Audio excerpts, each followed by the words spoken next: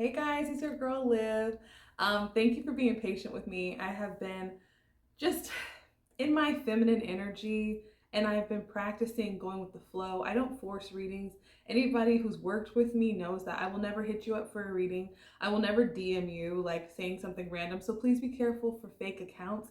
But today I wanted to talk about the Fool card. And today, um, this is the Fool card that I'm using. I'm going to list the deck below because I'm so bad at doing this. I think I'm using, this is the Wizard Tarot deck, and I love it because it always reminds me of Harry Potter. But this Fool shows like this girl, she's on the edge of a cliff, she's got a dog with her, and she's about to like, it looks very scary because it's like, the Fool is ground zero, baby. It's technically the first card. It's before you get to number one. So what I've been feeling is like with this Mercury retrograde, a lot of times things feel very unclear. One thing I want to tell you, if something seems unclear, it's because it is. If something seems challenging, it's because it's challenging. And I've been normalizing this with myself in my own journey, but also with my clients, like to really believe what you're feeling. Sometimes in the spiritual community, we can be so determined to feel good that we can dismiss our emotions. And that's something that I have been really working on personally. So with the Fool energy, sometimes when you're on your journey, you can look like a fool to others. You could be perceived as goofy, silly, like, girl, that ain't gonna happen. Okay. And I think the Fool energy, because it's represented by the sign Aquarius. So if you're looking at your life like, okay, I'm about to have a new beginning, especially with Mercury retrograde, because Mercury retrograde is about reflection. It's about going back to the drawing board. Sometimes it's about our past revisiting us. But if you're finding that all of your Mercury retrogrades are having exes come back and you're being like tempted by old vices, you can actually grow in your Mercury retrograde journey. So it's about being mindful of when it is and kind of like taking that time as sacred to you. And you can define it on your own, or I could help you, or you could work with like a Reiki practitioner, or you could go to therapy. But Mercury retrogrades are not about just about ex-boyfriends and girlfriends or spouses. This is about kind of like that sacred pause to be like reflecting on the journey and are we on our authentic timeline? So today I want to talk about briefly our authentic timeline and how it relates to the Fool card. So the Fool card is always dealing with, before we even start, before we put the plan in action, what vibration we're in. And a lot of times when we're dealing with manifestation, there's a lot of talk about you can have anything you want. You can go out there and get it. You can manifest. But the thing is, it's like we are always manifesting. There's no specific time to be like, I'm going to manifest. Manifestation comes through your words. Manifestation comes through your actions. Manifestation comes through your moods, your music, your TV, your content, your social media, all the pages that you follow, the family that you allow around you, your children, the dynamic. So I kind of want to rephrase this whole Mercury retrograde. This is a timeless reading, but from the standpoint of we're always manifesting. So when we're looking at, what do we want to be intentional about? I like to look at it like manifestation and then kind of being more a little bit specific, like intention. So if I know how I want to feel, I know how I want my life to look. I know how I want my life to feel. That is me describing a timeline. So that on that timeline, I could have a certain amount of money. On that timeline, I could have a certain amount of business success, relationship success, and this can be applied to any area. So I want you to, if you're really in Mercury retrograde and you're feeling like you're going through it and you just don't have energy or you feel weighed down, if you're having a lot of people hit you up from the past, there's a need to block access. Like that's number one. That's probably more of a boundary issue. And what are you doing when those people come back? Are you telling all of your friends? Are you regurgitating the story because you're just manifesting it all over again? Are you it's like almost like be mindful of what you're saying, what you're watching, what you're participating in, because that's just energy doesn't stop. Energy doesn't rest. It's always going like this. So Mercury retrograde is when it's like,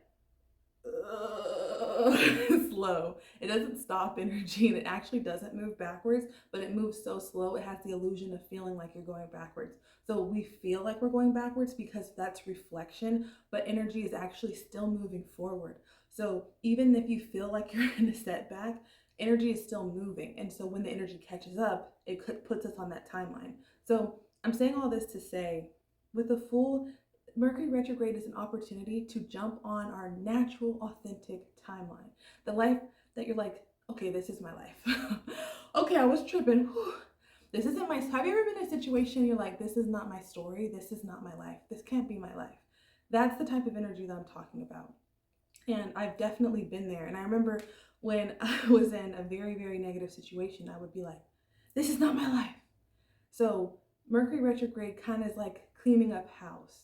So I wanted to just say that if we look more at, like, we're always manifesting, what choices are you making on a day-to-day basis? The little thing, the 1%, the conversations you have.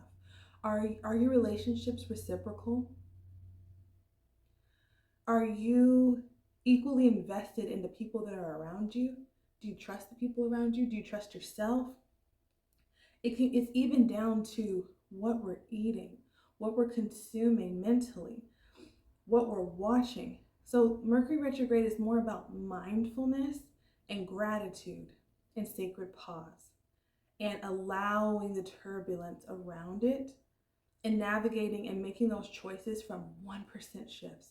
So if you're like, I normally work out, I normally be doing my thing, I'm on my shit, and you feel slowed down, it's like, okay, a really good book for this, Mercury retrograde, is Atomic Habits by James Clear.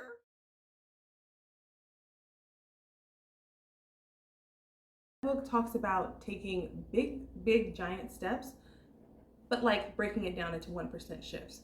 So what I always do for Mercury retrograde, because a lot of people hit me up during this time, like, girl, woo, and trust me, I'm right there with you. Like, I'm not exempt from Mercury retrograde. I have a lot of tools that I use for Mercury retrograde. So if you'd like me to do I almost said a movie. If you'd like me to do a video on like which tools I use for Mercury retrograde, I'd love to do something like that if you're interested. But I just wanted to share this for anybody. Atomic Habits is a really good book.